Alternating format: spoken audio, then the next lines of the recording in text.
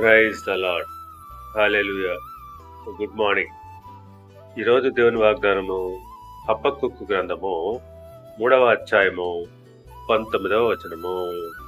ఉన్నత స్థలముల మీద ఆయన నన్ను నడవజేయును. ఆమేన్.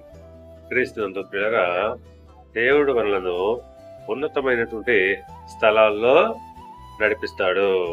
అవును, జింక ఏ రీతిగా పర్వతముల పైన సంచరించు ఎప్పుడు ఉన్నతమైనటువంటి స్థలాల్లో నడుస్తుందో ఆ రీతిగానే దేవుడు తన బిడ్డలను ఉన్నత స్థానాల్లో ఉంచుతాడు. అవును, యెషయా గ్రంథము 58వ అధ్యాయము 14వ వచనం ప్రకారము, దేశం యొక్క ఉన్నత స్థలముల మీద నేను నిన్నెక్కించెదను. అవును, మనము దేవుని యందు ఆనందిస్తాము. ఆయన మనను ఉన్నతమైనటువంటి స్థలాల్లో ఎక్కిస్తాడు.